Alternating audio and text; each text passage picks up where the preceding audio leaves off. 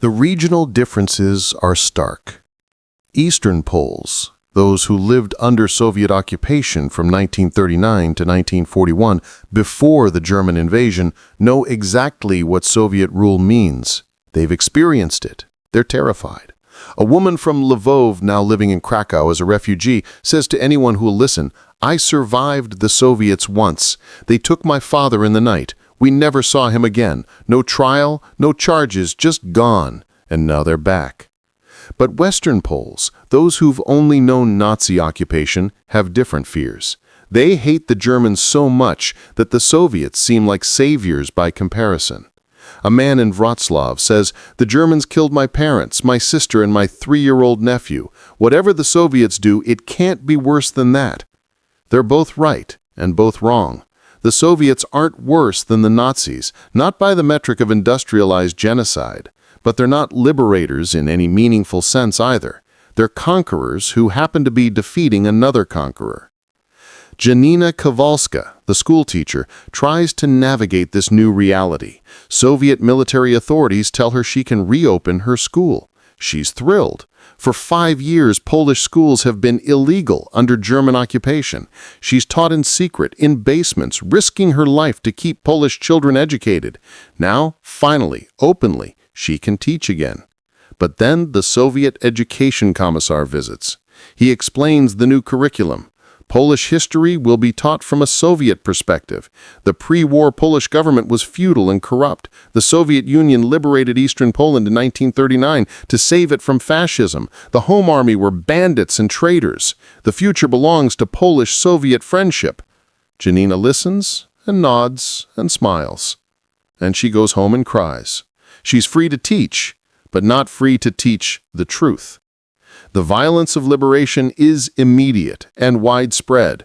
Soviet soldiers, many of them from Central Asia, many of them drunk on victory, assault Polish women. The Red Army's march through Poland and into Germany is marked by epidemic rape. Official Soviet policy condemns it. Individual officers sometimes try to stop it, but it happens everywhere. Tens of thousands of Polish women are raped by Soviet soldiers in the first months of 1945. A woman in Poznan, interviewed decades later under condition of anonymity, says, "The Germans oppressed us for 5 years, but when they occupied the city in 1939, there wasn't mass rape. German military discipline was strict. The Soviets liberated us, and in the first 2 weeks, every woman I know was assaulted or knew someone who was." How do you process that? How do you call them liberators when they're attacking your daughters? But for every Polish woman assaulted by Soviet soldiers, there's a Polish family saved from starvation by Soviet field kitchens. For every Home Army member arrested by the NKVD, there's a Polish child who survives because Soviet forces drove the Nazis out before they could complete the destruction of Poland. The good and the bad coexist, inseparable, impossible to weigh against each other. A doctor in Krakow says to a colleague, "Yesterday, a Soviet medic helped me treat 20 Polish children with typhus. He worked for 14 hours straight, used Soviet medical supplies, saved lives. Today, I watched Soviet soldiers loot a pharmacy and beat the owner who tried to stop them. These are the same army. How do I understand this?" The political reality becomes clear quickly. Poland is being liberated, yes, but liberated into the Soviet sphere. The government in the exile in London, the legitimate continuation of pre-war Polish democracy, is being sidelined. Stalin is installing a communist government, Polish communists who'd spent the war in Moscow, who owe their power entirely to Soviet support. Free Poland is becoming a Soviet satellite before it's even fully freed from Germany. A pre-war politician, now hiding his identity, says to trusted friends, "We fought for 5 years to free Poland. We endured the occupation. We resisted. We sacrificed everything. And now we're getting a puppet government imposed by Moscow. We're trading Hitler for Stalin. Is this what we fought for?" But a young communist, idealistic and genuine in his beliefs, responds, "The old Poland was corrupt.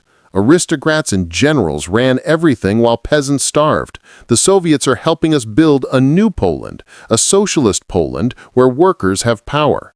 Yes, we'll be aligned with Moscow, but maybe that's better than being aligned with Paris or London, who abandoned us in 1939. Both perspectives are real. Neither captures the full truth. Understanding the exchange. By March 1945, Janina Kowalska is teaching again. Her classroom has 30 students. They're malnourished, traumatized, but alive and learning. She's grateful for that. But the curriculum she must teach sits uneasily in her conscience. Today's lesson is about the Katyn massacre. She knows the truth. Soviet NKVD murdered 22,000 Polish officers in 1940. The bodies were found in 1943. The Germans tried to use it for propaganda. The Soviets claimed the Germans did it. Everyone knows the Soviets are lying. But the official line now is that the Germans killed those Polish officers. Janina must teach this lie to her students. If she tells the truth, she'll lose her job, or worse. She teaches the lie. Then she goes home and writes in her diary, "I survived 5 years of teaching Polish history in secret under the Germans. Now I'm teaching Soviet lies in public under the Russians. In which world was I more free? I don't know anymore." The arrests accelerate. Home Army members are being rounded up systematically.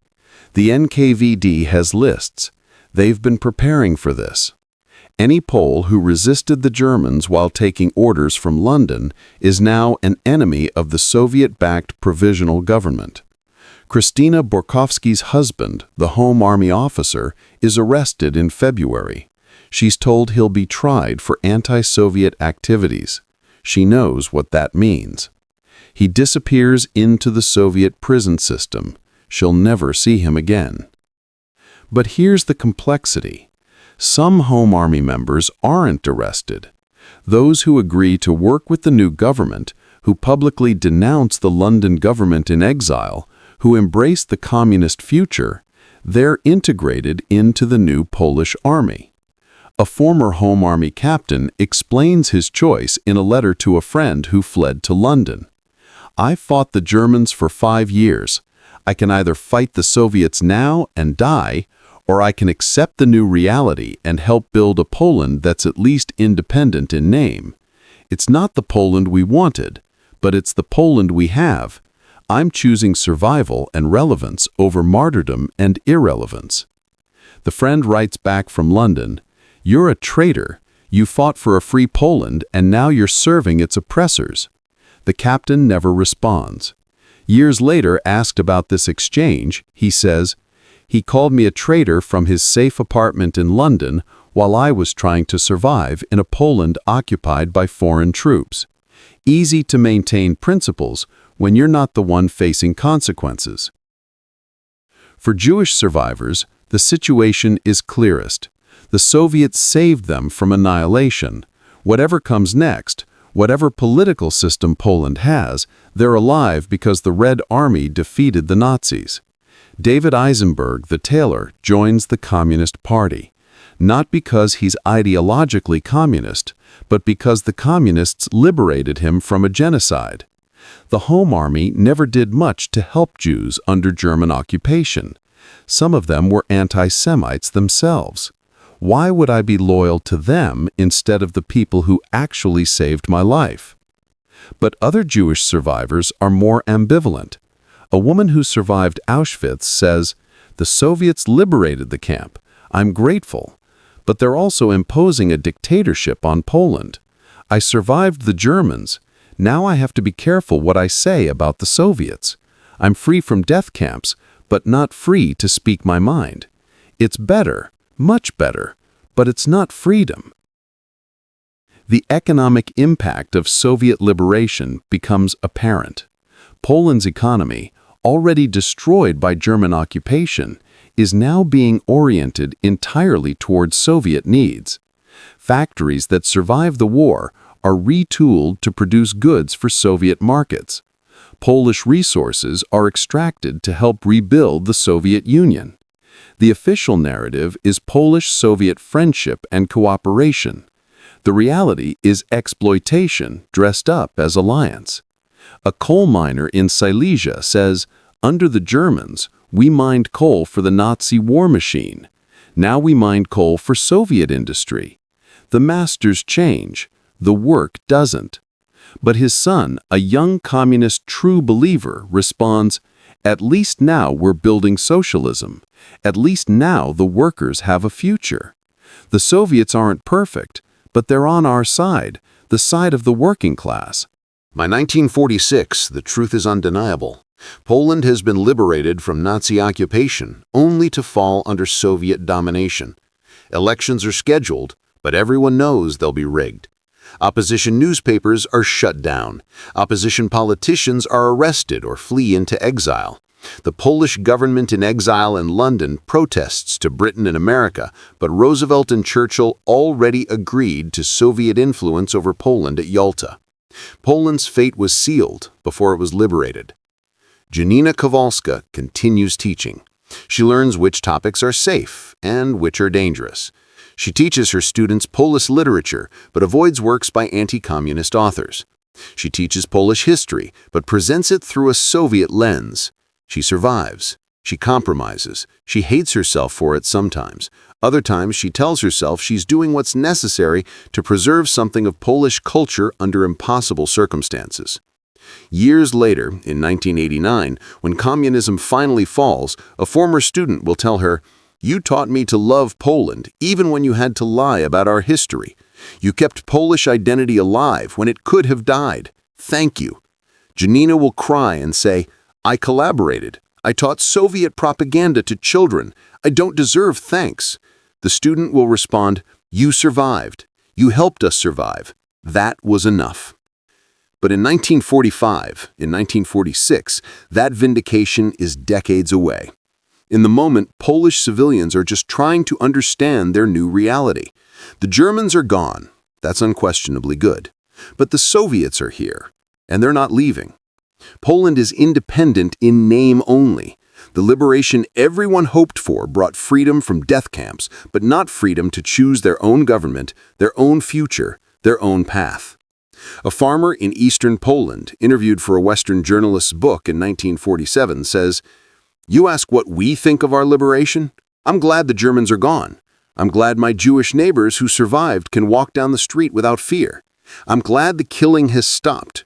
But my son, who fought in the Home Army, is in a Soviet prison camp. My daughter was raped by Soviet soldiers and can't talk about it because that would be anti-Soviet propaganda. I can farm my land, but the government takes most of what I grow. Is this liberation? Yes. Is this freedom? No. Both things are true. We're grateful and angry and relieved and scared. We're all of it at once." That complexity, that refusal to fit into a simple narrative of liberation, that's what makes the Polish experience of 1945 so important to remember. Polish civilians didn't get to choose between good and evil. They got to choose between catastrophic evil and manageable oppression. Most chose survival. Some chose resistance and died for it. Others chose collaboration and thrived. There were no pure choices, no easy answers, no clear heroes. A priest in Warsaw says in a sermon in 1946, knowing the authorities are listening, knowing he has to be careful, "We thank God for our liberation from Nazi tyranny. We pray for wisdom as we build our new Poland. We ask for strength to accept what cannot be changed and courage to preserve what must not be lost." Everyone in the church understands what he's really saying. Liberation came with a price. They're paying it, and they'll keep paying it for the next 44 years. What did Polish civilians say when Soviet liberators arrived? They said thank you, and please don't hurt us, and finally it's over, and oh no, not again, and maybe this will be better, and I've seen this before and it won't end well. They said everything because they were human beings trapped between impossible histories, celebrating survival while mourning freedom, grateful for liberation while terrified of their liberators. January 17, 1945, Krakow. A Polish schoolteacher named Janina Kowalska stands at her apartment window watching Soviet tanks roll through the street. She's 39 years old. She survived 5 years of Nazi occupation. Her brother was killed in the Warsaw Uprising 4 months ago. Her sister disappeared into Auschwitz in 1942 and never came back. The Germans fled 2 days ago, blowing up bridges and railway stations as they retreated. Now the Soviets are here. Liberators, that's what they're called. That's what Radio Moscow calls them. That's what she wants to believe. But when Soviet soldiers knock on her neighbor's door at 3 a.m. and she hears screaming, when she sees Mrs. Novak stumble out into the hallway with her dress torn and blood on her face, Janina realizes liberation is going to be more complicated than she'd hoped. The reactions to Soviet liberation split along lines that reveal something profound about survival, about hope, about what happens when you're freed from one nightmare only to find yourself in another. Some Poles genuinely welcome the Soviets, some dread them. Most feel both things at once, grateful and terrified, relieved and desperate, liberated and trapped. In the Jewish quarter, what's left of it, the handful of Jewish survivors who'd hidden through the occupation emerge into daylight. A man named David Eisenberg, 52, a tailor who'd survived in a false wall in a warehouse, sees Soviet soldiers and breaks down crying. "I thought I'd never see this day," he tells the Soviet officer who finds him. "You saved us. You saved us." For Jewish survivors, Soviet liberation is unambiguous salvation. Whatever comes next, it's better than the Nazis. The Soviets didn't build death camps. Whatever their flaws, they're not trying to exterminate Jews. But walk 3 streets over, talk to different Poles, and you hear something completely different. A woman named Krystyana Borkowski, 44, whose husband was an officer in the Polish Home Army, watches Soviet troops with barely concealed fear.